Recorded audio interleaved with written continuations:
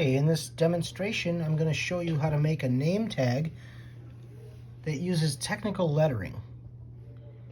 So we have a cardstock in front of us that is 8.5 inches long by 1.5 inches tall. And we want our letters to be 1 inch tall, and we also want them to be centered from the top to the bottom. So if I have 1.5 inches here, and I want 1 inch letters in the center, I need to remove 1/4 inch off the top and 1/4 inch off the bottom in order to be left with 1 inch in the center. So what I'm going to do first is I'm going to measure down from the top of this piece of paper. I'm going to measure down 1/4 inch, and I'm going to place a mark right here at 1/4 inch. And I'm not just going to place a mark in one place. I'm going to slide over, and I'm going to do that a second time, 1/4 inch down. That is so when I put my ruler through both of these points and I draw this line as a guideline, that it's straight and it doesn't teeter on one point. It can go through 2 reference points. So I'm going to draw this line first, and then I'm going to repeat the process to come up with 1/4 inch up from the bottom. So again, I'm going to place my ruler down. There's the 1/4 inch mark. Place a measurement there. Slide it over. Place a measurement here. Put my ruler down through both points and create my second guideline. So now I have 1 inch of space in the center. The next thing to do is to calculate how far I need to indent from each side so that my name is centered from left to right. Now I understand everybody's name is different, therefore the number of letters in your name will also be different. So what we need to do is calculate the number of letters in your name. So come up with that number now. In my name, I have 6 letters. So I'm going to sketch it out on here. My name is spelled Tarja. So that's 6 letters total, okay? Now, this piece of paper is 8.5 inches long. I want to subtract 6 for the number of letters in my name. I am left with 2.5 inches. Since I want to take half of that off the front and half of it off the back of the card, I need to divide this by 2. And that equals 1 1/4 inches. So that is my indent. That is because I have 6 letters. If I had another number of letters, then this number would be different. But for 6, this is how it works. So I'm going to indent from this left side with my ruler 1.25 inches. So I'm going to place a measurement here at 1.25 inches.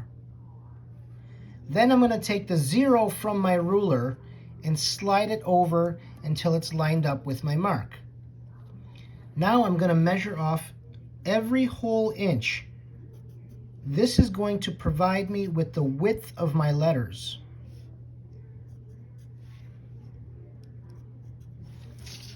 So I know that my letters will rest between the top and bottom guidelines and the markings from left to right.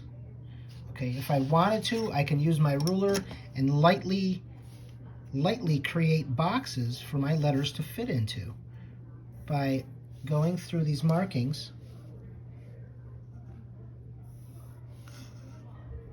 and creating these boxes. Now the letters that we're going to use are very specific. They're called technical letters, and there's actually a technical letter alphabet. And this is what the alphabet will look like, okay? That will be provided to you when you need to draw your letters. Now the letters need to fit, like I said, from left to right and top to bottom in these boxes. So following the technical letter alphabet, the first letter is a T. So that T will stem down in the center of this first box. I could use a straight edge for certain letters. It does make it easier.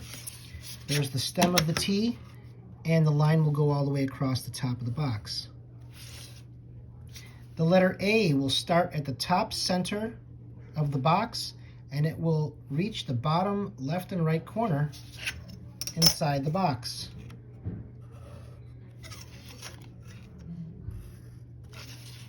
The crossing of the A should be in the center of the box, halfway from the top to the bottom. The R, stem for the R, will be along the left side, and the arch to the R should make it exactly where the cross of the A is, so that everything ends up being uniform. The G, it's important to use the width of the box.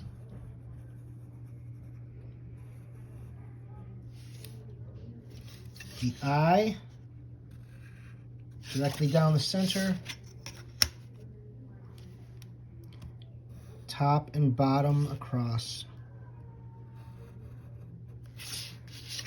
And the A, once again, top, center, outside, bottom, and left and right corners. And the crossing of the A should be equal to the crossing of the other A and the G.